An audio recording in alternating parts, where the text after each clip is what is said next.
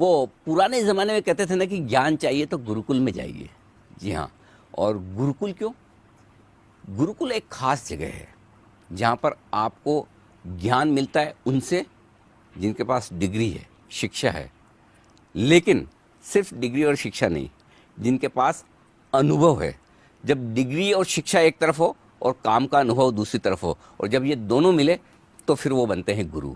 और इक्विटी गुरुकुल में हमने शेयर बाजार के ऐसे ही जाने माने गुरुओं से आपको मिलवाने की सोची है, जिनके ज्ञान और अनुभव से आप शेयर बाजार में अपनी यात्रा का आनंद उठा सकें, वेल्थ बना सकें। तो आज हमारे साथ एक खास गुरु कार्यक्रम में शामिल हो रहे हैं जिनके पास है 30 सालों का गहरा अनुभव, 3.5 लाख करोड़ से ज़्यादा की एसेट्स उनके म्यूचुअल फंड में है, और उतनी ही 3.5 लाख करोड़ और शायद उनके पोर्टफोलियो मैनेजमेंट में भी है। तो 7 लाख करोड़ रुपए मैनेज करने वाले ऐसे गुरु, ये तो उनका अनुभव, लेकिन ज्ञान, शिक्षा जो उन्होंने पाई है, सीए में वो रैंकिस्ट हैं और सीएफए भी, तो दोनों का एक बेहतरीन कॉम्बिनेशन। और ऐसे इक्विटी गुरुकुल में गुरु हमारे साथ जुड़ रहे हैं आज नवनीत मनोज साहब, जो एग्जीक्यूटिव डायरेक्टर और सीआईओ हैं एसबीआई म्यूचुअल फंड के। नवनीत जी, बहुत बहुत स्वागत है आपका इक्विटी गुरुकुल में। आज हम कोशिश करेंगे कि 30 साल में, 3 दशकों में आपने जो कुछ मार्केट में सीखा है उसे हम 30 मिनट में समेटने की कोशिश करें। काम मेरे लिए थोड़ा मुश्किल है, शायद आप आसान करेंगे। नहीं, और अनिल जी, बहुत एक तो सबसे पहले तो बहुत बहुत बधाई, बहुत ही अच्छा कॉन्सेप्ट आपने चालू किया ये। और दूसरी चीज़, सबसे बड़ा गुरु तो बाजार है। हाँ, ये तो बात बाजार सही। को कम से कम आपको एक ट्यूशन फी पे करनी पड़ती है कंटिन्यूअस। यस। तो धीरे धीरे धीरे सीख जाते हैं चलते चलते, और फिर आपके जैसे मित्र हो जाते हैं। तो 2 चीज़ें मैंने आपको देखते देखते सीखी है। आमतौर पर हम ये कहते हैं कि बाज़ार को टाइम करना बड़ा मुश्किल होता है, लेकिन मैंने कई बार देखा है आपके साथ बाज़ार को नीचे की तरफ भी टाइम करना है कि हाँ अब लेने का वक्त आ गया है, और ऊपर की तरफ भी बेचने का वक्त आ गया है। जब मुझे याद है 5,000 के निफ्टी हुआ करता था, आपने मुझे बुलाकर इंटरव्यू दिया कि अब जोर से खरीदिए। और पिछले साल जनवरी फरवरी की बात है शायद, तब आपने कहा स्मॉल कैप मिड कैप में यूफोरिया हो गया, बेच कर निकल जाना चाहिए, सिर्फ लार्ज कैप में रहिए। ये ज्ञान, ये कहाँ से आया? कुछ कुछ ऐसे साइंस होते हैं, आपके आसपास के वातावरण में चीज़ें दिखती है। जब बहुत अच्छी न्यूज़ होती है, कई बार अगर आपको जैसे अगर हम 2013 की बात करें, जब वो इंडिया का फ्रेजाइल 5, करेंसी पर प्रेशर था, फॉरेन इन्वेस्टर्स पैसा निकाल रहे थे, जो हमारे घरेलू निवेशक हैं वो भी पैसा निकाल रहे थे, आईपीओ मार्केट एकदम ठंडा है, म्यूचुअल फंड के फ्लोज नेगेटिव हैं, काफ़ी जब आपको एक ऐसा माहौल दिखता है और आप किसी से भी बात करेंगे तो लगेगा कि नहीं अभी तो निवेश नहीं करना चाहिए, तो वो जनरली ऐसा समय होता है जब निवेश करना चाहिए। जैसे वॉरेन बफेट कहते हैं that you have to be a contrarian. जब सब लोग ग्रीडी हैं तब आप फियरफुल बनो, जब सबको बहुत लग रहा है कि बहुत पैसा बनेगा तो थोड़े से फियरफुल बनो, जब बहुत लोग डरे हुए हैं तब थोड़े से आप अपनी ताकत दिखाओ। लास्ट ईयर बिल्कुल उल्टा था, जब शुरुआत में कोई भी आईपीओ हमको ऐसा लगता था कि 2000 करोड़ की वैल्यू होनी चाहिए कंपनी की, कोई स्मॉल कैप की, और मालूम चला 2500-2700 पे आईपीओ हो गया, फिर 20% ऊपर खुल गया। कई ऐसी कंपनियां जो एनसीएलटी में जा रही हैं उनके भी शेयर रोज बढ़ रहे हैं, डबल और ट्रिपल हो गए थे। अरे जब डेट वाले को ही पैसा नहीं मिलेगा तो इक्विटी वाले के लिए क्या बचेगा। कई ऐसे साइंस होते हैं, और इतनी डिमांड आ रही थी हमारे स्मॉल कैप फंड के लिए कि उसको खोलो, आप पैसा ले इसके अंदर। तो कई ऐसे साइंस को जब आप पुट टुगेदर करते हैं तो दिख जाता है कि थोड़ा फ्रॉड बन रहा है या बहुत ही ज़्यादा निराशा का माहौल हो गया। और इतने सालों में इतने सारे साइकिल्स देखते देखते थोड़ा बहुत अंदाजा आ जाता है कि यार थोड़ा तो फ्रॉड बन रहा है कि नहीं, अभी थोड़ा सा समय अच्छा आ गया है लेने का। ये ज्ञान हमें कई बार जब आपसे इंटरव्यू करता हूँ मिलता रहता है, लेकिन एक जो बड़ी खास चीज़ आपके बारे में मैंने नोटिस की इतने सालों में, और स्टॉक को पकड़ने की, समझने की और इन्वेस्ट करने की जो आपकी क्षमता है, वो पैरामीटर्स पे आज मैं इक्विटी गुरुकुल में आपसे बातचीत करना चाहता हूँ कि आपकी तरह कैसे अच्छे स्टॉक्स पकड़े जाए। टाइमिंग मार्केट की अपनी जगह, अच्छी कंपनी और अच्छे शेयर दोनों में कुछ फर्क है, यदि है तो क्या? बिल्कुल, बिकॉज अच्छी कंपनी है अगर सबको पता है तो उसके वैल्यूएशन में भी वो चीज़ होगी। अगर सबको पता है तो कभी कभी ऐसा हो सकता है कि कोई कंपनी बहुत अच्छी कर रही है और प्राइस अगर अच्छा नहीं है, कभी डिफरेंस होता है वैल्यू क्या है कंपनी की और प्राइस क्या है। सब लोगों को भाव पता है, क्योंकि भाव तो आपके टिकर पर चल रहा है, क्योंकि अंडरलाइंग उसकी कीमत क्या है बिजनेस की, उसको पहचानना मुश्किल है। दो तरह के निवेशक होते हैं, एक होता है जो ये सोचता है कि कोई मेरे से क्या भाव पर खरीद लेगा वापस, मैंने आज 200 रुपए में शेयर खरीदा तो कोई मेरे से 250 या 300 में खरीद लेगा। और एक निवेशक होता है जो उसकी अंदरूनी कीमत को पहचानता है उस कंपनी की। तो उन दोनों में बहुत बड़ा फर्क है। वो अंदरूनी कीमत को पहचानना वो सबसे बड़ी ट्रिक है, और लंबे समय में बड़ा पैसा उसी में ही बनता है। जो मैं हमारी टीम काम करती है पूरी इतनी बड़ी सारी रिसर्च की, वो हमेशा इसी नज़रिए से देखते हैं कि एक कंपनी कहाँ जा सकती है लंबे समय में, और बहुत लंबे समय में जाकर के जो बाजार के उतार चढ़ाव होते हैं मैक्रो की वजह से, जैसे हमने डिस्कस किया, बाजार का टाइमिंग कर लेना वो इतना ज़्यादा इंपॉर्टेंट नहीं है। इंपॉर्टेंट चीज़ है अच्छी कंपनी को पहचान लेना, उसको अच्छे वैल्यूएशन पर खरीद लेना और उसके साथ रहना बहुत लंबे समय तक, तभी बड़ा पैसा बनता है। और ये अच्छी कंपनी या अच्छे बिजनेस को पहचाने कैसे? तो अगर मैं सिंप्लीफाई कोशिश करूं कि 3 चीजें देखती होती है आपको बिजनेस देखना होता है, मैनेजमेंट को देखना होता है, वैल्यूएशन को देखना होता है। तो अपन एक चीज की बात करते हैं। तो बिजनेस में सबसे बड़ी इंपॉर्टेंट चीज है कि लंबे समय में जो रिटर्न ऑन इक्विटी बन रही है वो कॉस्ट ऑफ इक्विटी से ज़्यादा होनी चाहिए। तो जो बॉन्ड यील्ड है उसके ऊपर एक इक्विटी रिस्क प्रीमियम होती है, क्योंकि इक्विटी में उतार चढ़ाव ज़्यादा होते हैं, अनसर्टेनिटी है, तो उसके लिए आपको एक प्रीमियम चाहिए। तो एक कॉस्ट ऑफ इक्विटी आ गई आपकी मिला करके। उसके कंटिन्यूसली अगर कंपनी की जो इक्विटी कैपिटल है और कंपनी की जो कैपिटल एम्प्लॉयड है उसका रिटर्न वो कॉस्ट ऑफ इक्विटी से ज़्यादा होना चाहिए। वो कैसे होगा? जब वो बिजनेस अच्छा होगा। अभी अच्छा बिजनेस क्या होगा? जिसमें कोई ना कोई एक शब्द होता है कंपेटिटिव एडवांटेज है। कंपेटिटिव एडवांटेज क्या है? कि आपका जो बिजनेस है वो कंटिन्यूस ग्रोथ करता रहे। और एक माइकल पोर्टर हुए, उन्होंने बहुत अच्छा एक बताया, पोर्टर्स, मेरे को लगता है वो बाइबल है एकदम अच्छे बिजनेस को पहचानने की, 5 फोर्सेस, कि हर बिजनेस में बायर्स के पास जो आपके जो खरीदार हैं उनकी बार्गेनिंग पावर आपसे ज़्यादा है या कम है। आपके जो सप्लायर हैं, आपके जो और कंपेटिटिव इंटेंसिटी कितनी है बिजनेस में। अगर कोई अच्छा बिजनेस है लेकिन बहुत सारे कॉम्पिटिटर्स हैं तो ज़्यादा पैसा नहीं बनेगा, आपका रिटर्न नॉर्मलाइज हो जाएगा। अगर आपका एक ही सप्लायर है कोई प्रोडक्ट का जो आप बेच रहे हो आगे, तो आप डिपेंडेंट हो उस पर। अगर आपका जैसे ही वो पैसा ज़्यादा बनते हुए दिखेगा तो वो अपना प्राइस बढ़ा देगा। आपके कंज्यूमर अगर कम है और आप एक ऐसा प्रोडक्ट बना रहे हो तो कंज्यूमर को पता है कि अगर आप ज्यादा पैसा बना रहे हो तो वो प्राइसिंग में आपसे कर लेगा। क्या कोई नया प्रोडक्ट आ सकता है उस बिजनेस में जो आपको डिस्प्लेस कर दे? कि एसएमएस का पैसा बना रही थी टेलीकॉम कंपनीज, व्हाट्सएप आ गया तो फ्री में आ गया, नया प्रोडक्ट आ गया तो आपकी प्रॉफिटेबिलिटी चली गई। और क्या कोई नया प्लेयर आ सकता है उस बिजनेस में तो आपकी प्रॉफिटेबिलिटी को कम कर देगा। तो आप कैसे एक बफेट की भाषा में मोट क्रिएट करते हो? आपने जब किला बनाया तो उसके पास एक ऐसा पानी का वो एक बना दिया लेक कि कोई आ नहीं सके। वो मोट है जिनमें इनोवेशन के जरिए करो। कुछ लोग कॉस्ट लीडर हैं, किस तरह से उनकी कॉस्ट हमेशा दूसरे जो कॉम्पिटिटर्स हैं उनसे कम रहती है। ये सब चीज़ों को समझना कि अच्छा बिजनेस है या नहीं है वो बहुत ज़्यादा जरूरी है। बिजनेस अच्छा है या नहीं ये अपनी जगह है, और खराब है तो पैसा लगाना ही नहीं है। हाँ। अच्छा है तो ही लगाना। लेकिन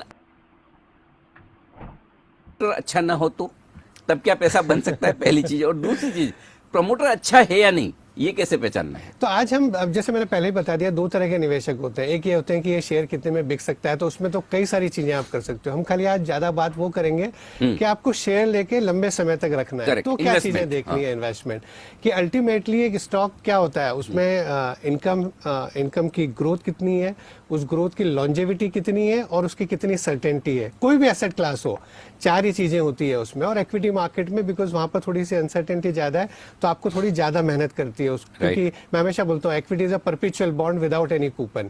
वो कूपन फिक्स नहीं है उसमें। तो आपको, लेकिन आपको मेहनत करनी पड़ती है कि कितना प्रॉफिट बनेगा, कितने साल तक बनेगा, कैसे वो प्रॉफिट ग्रो होगा और उसकी कितनी सर्टेनिटी है। तो मैनेजमेंट का जो रोल है, जैसे बफेट ने तो बोला है, शायद चार्ली मंगर ने भी बोला है कि buy a good business even if it is run by a fool because one day a fool would be running it. मेरे को लगता है शायद भारत के संदर्भ में अगर मैं देखूं अपने अनुभव से तो वो शायद सही नहीं है। मैनेजमेंट का बहुत बड़ा रोल है। आप कई बिजनेसेस देख लीजिए, मैं छोटी सी बताता हूँ, लाइक कमोडिटी बिजनेस है सीमेंट। अभी सीमेंट का कट्टा तो एक ही जैसा है, वो सेम ही लाइमस्टोन है, सेम ही पावर है, वही ग्राहक है, ऐसा कोई उसमें ब्रांड का कुछ नहीं है। पर आप, मैं तो ऐसे नाम ले रहा हूँ, आज कोई भी अगर हम शेयर के नाम ले रहे हैं तो एक उदाहरण के, जहाँ कोई शेयर की रिकमेंडेशन नहीं, हम कभी लेते भी नहीं है। पर आप देखिए एक श्री सीमेंट, उसने क्या वैल्यू क्रिएशन करा, और एक कोई दूसरी मैं नाम नहीं लेना चाहूँगा, जो वही कोई सीमेंट में कंपनियां थी 30-35 साल पहले जब वो लगी। मैनेजमेंट का कितना बड़ा रोल हो सकता है। तो मैनेजमेंट, और आप बैंकिंग ले लीजिए, 25-30 साल पहले जब प्राइवेट सेक्टर, 20-25 साल पहले प्राइवेट सेक्टर खुले तो एक HDFC बैंक था, मैं नाम नहीं लूंगा, आपको पता है, जो तीसरे 3-4 को और लाइसेंस मिले, कहाँ चले गए। अब सेम बैंक है, RBI का रेगुलेशन वही है, मार्केट वही है, कस्टमर वही है, रेगुलेशन वही है, सब कुछ वही एनवायरनमेंट है, लेकिन कितना फर्क कर दिया। तो मैनेजमेंट का विजन, मैनेजमेंट की एग्जीक्यूशन एबिलिटी, मैनेजमेंट का कैपिटल एलोकेशन बहुत जरूरी चीज है।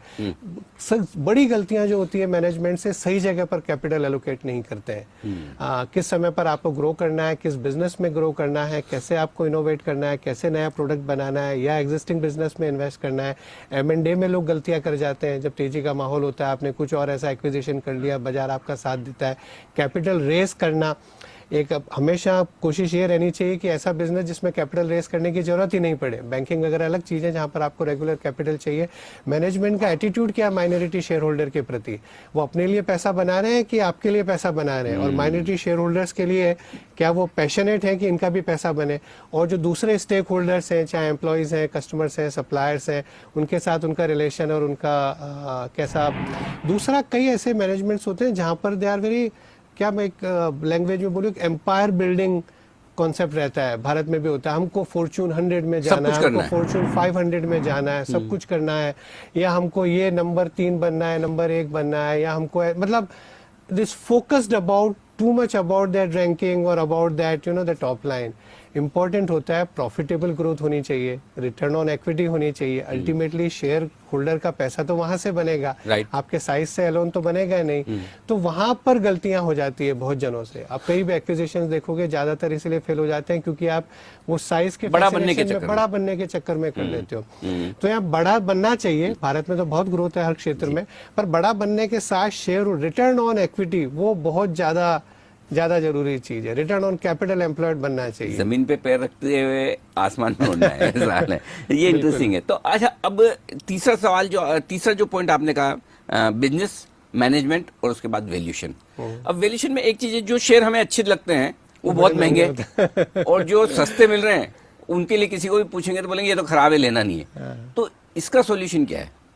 सो वैल्यूएशन भी बहुत इंपॉर्टेंट है, बिकॉज हो सकता है बहुत अच्छी कंपनी हो, बहुत अच्छा मैनेजमेंट हो, तो स्वाभाविक बात है कि सभी को पता है कि कंपनी बहुत अच्छी है और बहुत ही अच्छा मैनेजमेंट है, तो वो प्राइस में काफ़ी चीज़ें होएगी। पर कई बार ऐसा होता है बाजार शायद लॉन्जेविटी ऑफ दैट ग्रोथ को या लॉन्जेविटी ऑफ दैट बिजनेस को कभी कभी नेग्लेक्ट कर जाता है। दूसरा, एक ऐसा कोई स्टैंडर्ड फार्मूला नहीं कि कोई वैसे जैसे पी रेशियो लोग देखते हैं कि भाई प्राइस टू अर्निंग्स, कि 20 पी वाला सस्ता है और 40 पी वाला महंगा है, क्योंकि दूसरे कई सारे पैरामीटर्स पर डिपेंड करते हैं। मैं आपको एक NBFC का उदाहरण देता हूं जहां पर लोग प्राइस टू बुक के हिसाब से वैल्यू करते हैं। अगर एक NBFC है जो 15% पर ग्रो हो रही है, प्रॉफिटेबल ग्रोथ 15%, और उसका प्राइस टू बुक है 2 टाइम्स का, सपोज बुक वैल्यू जो है उसके दुगना उसका भाव है।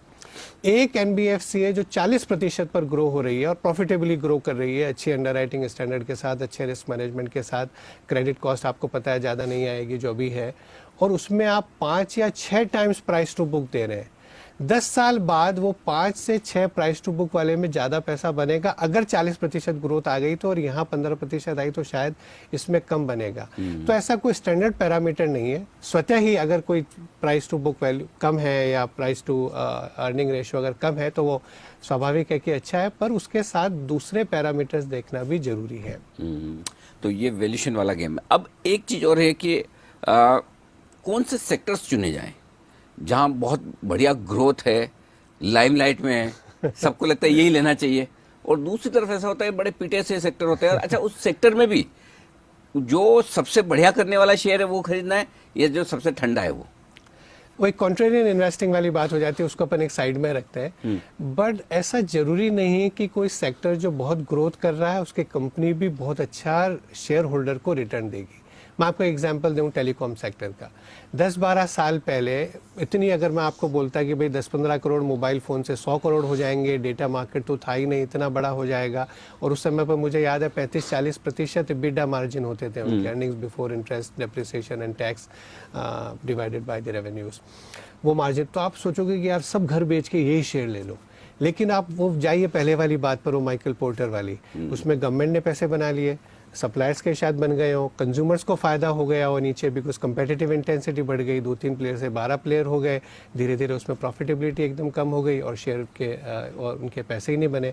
नया कॉम्पिटिटर आ गया, जो मैंने बात करी, न्यू प्रोडक्ट और न्यू कॉम्पिटिशन कुड कम, तो उसमें उनके पैसे नहीं बने। तो ज़रूरी नहीं है कि अगर एक सेक्टर में ग्रोथ हो रही है तो उसके शेयर होल्डर्स को भी वो रिटर्न मिले, इसीलिए वो focus on return on equity बहुत ज़्यादा ज़रूरी है। कई सेक्टर्स ऐसे होते हैं जहाँ पर जैसे कमोडिटीज़ वाले हो गए, मेटल्स कंपनीज हो गए, तो उनके एक साइकिल्स होते हैं। एक अच्छा साइकिल आता है जब इकोनॉमीज अच्छा करती है, ग्लोबल इकोनॉमीज अच्छा करती है, मेटल प्राइजेज ऊपर हैं, नीचे वापस जब प्राइजेज नीचे होते हैं, तो कई बार मार्केट गलती भी कर देता है। जब अच्छा रिटर्न आ रहा है उसके साथ वैल्यूएशन भी बहुत बढ़ जाता है, क्योंकि मार्केट उसको एक्स्ट्रापोलेट करता है, अगले 5 साल ऐसा ही रहेगा, तो वो आप थोड़ा सा टाइम कर सकते हो। बट स्ट्रक्चरली अगर लंबे समय के लिए देखना है तो साइज ऑफ अपॉर्चुनिटी जरूरी है कि भाई सेक्टर अच्छा करे, आपका पॉजिटिव व्यू होना चाहिए, पर उसके अंदर क्या वो कंपनी का पैसा बनेगा और क्या वो कंपनी शेयर होल्डर्स को रिटर्न देगी। अगर उसके लिए बहुत कैपिटल चाहिए कंटिन्यूसली तो फ़ायदा नहीं होगा, कैश फ्लोज अगर नहीं बन रहे हैं तो फ़ायदा नहीं होगा। तो कई सारी ऐसी चीज़ें देखना जरूरी होता है। और उसमें गलती क्या होती है, मैं आपको ऐसे एग्जांपल देता हूँ 90s का। अगर आपको याद होएगा अनिल जी, जब आप इन्वेस्टमेंट बैंकिंग में और उसमें थे, वो एक दौर चला जब बहुत सारी वो 100% एक्सपोर्ट ओरिएंटेड यूनिट्स के IPO आ रहे हैं। एक दौर चला जब वो ग्रेनाइट और मार्बल कंपनियों के आ रहे हैं, अरे इनको तो फ्री में पत्थर मिल रहा है और एक्सपोर्ट से इतना पैसा कमाएंगे। एक दौर चला जब हर कंपनी ने अपना नाम ही चेंज कर दिया, IT सर्विसेज कर दिया, तो कुछ भी चल रहा है। वो जनरली थोड़ा सा एक साइन होता है कि कुछ तो गड़बड़ है। कई बार मैं एक बात करता हूँ, लोग बाग देखते हैं business cycle, economic cycle, profit cycle, मतलब कैपिटल साइकिल देखना जरूरी है। अच्छा, ज्यादा कैपिटल कहाँ किसको चेस कर रही है, तो कुछ तो वहां पे फ्रॉथ बन जाएगी। सबको टेलीकॉम में जाना है, सबको पावर कंपनी लगानी है, सबको सीमेंट कंपनी लगानी है। जब ऐसा कुछ होता है सबको रियल एस्टेट में ही जाना है। अभी जैसे पिछले साल की बात है, कई कंपनियां जिनका कोई लेना देना ही नहीं है NBFC फील्ड से, फाइनेंशियल सर्विस से, सबको ऐसा लगा है तो बहुत अच्छा सेक्टर है, मैं कहीं से एक CEO हायर कर दो और NBFC चालू कर दो। ऐसे नहीं होता है। तो वो क्लासिक साइन था कि कुछ तो उसमें गड़बड़ होगी। आपने कंपनी के बारे में बताया कि स्टॉक आपको चूज करना है तो क्या 3 तरीके हैं, सेक्टर का आपने बताया। अब मैं थोड़े से ना बाजार के बड़े डायरेक्शन पर आता हूँ। जो आमतौर पर छोटे इन्वेस्टर्स जो हमारा शो देख रहे हैं, उन्हें ये बाजार के रोज के उतार चढ़ाव से टेंशन होती है। ये रोज ऊपर नीचे होने में, तो और आमतौर पर ऊपर नीचे होने की वजह या तो ग्लोबल है या लोकल कुछ पॉलिटिकल न्यूज़ या इस तरह की चीज़ों के। तो आप कैसे इनको सलाह देंगे, कैसे इन चीज़ों से बचकर रहे? ये बचना आसान है क्या? हाँ, सब 3 चीज़ों से बचना चाहिए इन्वेस्टर्स को। एक होता है पीयर प्रेशर। आपको आजू बाजू वाले लग रहे हैं, अरे चाचा जी ने शेयर खरीदा और ये इतना चल गया, या इसने इतना खरीदा, दोस्त ने या मेरे कलीग ने खरीदा और ऐसा चल गया। जब ऐसा बाजार होता है, पीयर प्रेशर नहीं, अपने को अपना गोल पता है, अपने को अपनी सर्कल ऑफ कॉम्पिटेंस पता है। भाई मेरे को ये बिजनेस समझता है, मेरे को कंपनी समझती है, मेरे को इतने से ही शेयर रखने हैं और मेरे को इस तरह से अपनी वेल्थ बनानी है। पीयर के प्रेशर में ज़्यादा नहीं आना चाहिए। एक हो जाती है जो नॉइस क्रिएट होती है। आज तो मीडिया के अलावा भी व्हाट्सएप आ गया है, ट्विटर आ गया, आपको किधर की न्यूज़ आ रही है, कुछ तो ट्रेड वॉर हो गया, इधर ये हो गया, अभी जैसे ये चल रहा है, एक्सेस इन्फॉर्मेशन आ जाती है। तो उससे कई बार हमें एक लॉन्ग टर्म थिंकिंग जो है वो इम्पैक्ट हो जाती है। तीसरा, कई हमारे इनहेरेंट बिहेवियरल बायसेस होते हैं। कई बार एक छोटी छोटी ऐसी मिस्टेक हो जाती है, अरे यार ये तो 200 में खरीदा था, 200 के ऊपर आएगा तो बेचेंगे। आपको आज की वैल्यू देखनी है उस कंपनी की, आज वो सही है कि नहीं है। कई बार ऐसा रिसेंट यार अभी अच्छा किया है कोई सेक्टर या कोई स्टॉक अच्छा कर रहा है तो कंटिन्यूस करता रहेगा, बिकॉज ह्यूमन ब्रेन है जो वो एक हर चीज़ को एक्स्ट्रापोलेट कर देता है, तो वो रिसेंसी बायस हो जाता है, एक बैंडवैगन इफेक्ट। कई सारे बिहेवियरल बायसेस हैं, आजकल तो बहुत लिटरेचर उपलब्ध है, लोग देख सकते हैं। इन तीनों चीज़ों से बचा जाए और अगर लॉन्ग टर्म पर अगर अपनी नज़र रखी जाए कि अच्छी कंपनी खरीदी है, अच्छा मैनेजमेंट है और ठीक ठाक वैल्यूएशन पर है और उसको शेयर को रखा जाए तो। लेकिन जो कनेक्शन पर आपने जो बोला ना, चाहे भी जैसे भी सारी चल रही है, धरने चल रहे हैं, क्या भी जो प्रदर्शन चल रहे हैं, वो मैं आपको एक उदाहरण देता हूँ बहुत अच्छा। मैं अर्ली 80s में बहुत छोटा था, तब से मैंने ऐसे शेयर मार्केट में इंटरेस्ट मेरा जनरेट हुआ। मैं आपको 84 से 94 की बात 10 बताता साल, हूँ। हाँ। करीब 300-400 साल के पीरियड में भारत में 2 प्रधानमंत्रियों की हत्या हो गई, इंदिरा गांधी और राजीव गांधी। अभी जैसे हम जो ये सब प्रदर्शन वगैरह देख रहे हैं, उस समय में मैंने वो मंडल कमीशन के आसपास जो माहौल था, वो फोर्स का वो करप्शन केस इतना बड़ा हो गया। उस समय पर पंजाब में वो खालिस्तान वाली प्रॉब्लम थी, मिजोरम में थी, कश्मीर प्रॉब्लम थी। हमने 91 में हमारा सोना गिरवी रखा, 89 में वो जो एक सरकार वीपी सिंह की एक बहुत ही जिसके पास मेजोरिटी भी नहीं थी, वो सरकार आ गई। 91 में जब यशवंत सिन्हा और वो अपने चंद्रशेखर वाली सरकार आई, जिनके पास 40 सीट भी नहीं थी, और 92 में और 91 में तो हमने हमारा सोना गिरवी रखा। इतनी सारी प्रॉब्लम्स, और मैं आपको कई सारी ग्लोबल प्रॉब्लम भी गिना सकता हूँ, लेकिन मेरे को ध्यान है कि वो 10 साल के पीरियड में सेंसेक्स 400 से 4000 चला गया। हमने सारी चीजें ये देखी हुई है। तो अगर आप लॉन्ग टर्म पे देखते रहते हैं, अगर अच्छा शेयर खरीदा है तो वो अच्छा करेगा। ये सारी चीजें कई बार मौका दे देती है अच्छा डे टू डे नॉइज से कि आप ये ध्यान रखो कि आपके पास जो शेयर पड़ा है, कि आज अगर कोई ऐसी कोई भी नेगेटिव न्यूज़ है कि आज ये ट्रेड वॉर हो गया है, या आज के ऑयल के दाम $10 बढ़ गए, या आज कुछ और हो गया, उससे इस कंपनी के लंबे समय के प्रदर्शन पर कुछ इम्पैक्ट होगा कि नहीं होगा। बुल मार्केट और बेयर मार्केट के संकेत मिल जाते हैं। मैंने आपको पहले ही अपन ने डिस्कस किया, थोड़ा सा तो आइडिया हो जाता है। किसी ने एक बार, आई थिंक शायद टेम्पल्टन ने बोला था, जॉन एस टेम्पल्टन ने, कि अगर 10 इंजीनियर बोलते हैं कि ये बिल्डिंग इस तरह से बननी चाहिए तो उसी तरह से बननी चाहिए, वही सही तरीका है। वही सही तरीका। अगर 10 डॉक्टर बोल रहे हैं कि आपकी ये बीमारी है और इसका ये इलाज है, तो वही इलाज है। लेकिन अगर 10 एक्सपर्ट्स बोल रहे हैं कि अगर ऐसा है तो ऐसा नहीं है स्टॉक मार्केट में यहाँ पर उल्टा है। मतलब कई सारे जो इकोनॉमिक्स के बेसिक रूल है वो अपने यहाँ काम ही नहीं करते। कई बार ऐसा होता है कोई भी चीज़ सस्ती हो जाती है। आज आपको बोले कि यहाँ पर अभी जीन्स की सेल चल रही है या जूते की सेल चल रही है, तो सस्ते हो गए तो आप एक ही जगह 2 खरीद लो, और महंगे होते हैं तो आप थोड़ा कट कर दो। अभी बनियन के प्राइसेस ज़्यादा तो शायद कम खरीदें। शेयर बाजार में तो बिल्कुल उल्टा है। जैसे जैसे सस्ता होता है लोग बाहर निकलते हैं, जैसे जैसे महंगा होता है वो और लोग यहाँ पर आ जाते हैं। सो थोड़ा सा वो एक, अगर अपन ध्यान रखें, ऐसे साइंस को देखते रहें तो थोड़ा बहुत दिख जाता है। बिल्कुल। तो मैं उम्मीद करता हूँ नवनीत जी, आपका ये पूरा मैक्रो और माइक्रो, यानी कि पूरा बाजार का, इकोनॉमी का और साथ ही स्टॉक सिलेक्शन का अनुभव आज हमारे दर्शकों के बहुत काम आएगा। इक्विटी गुरुकुल में समय देने के लिए आपका बहुत बहुत शुक्रिया, धन्यवाद।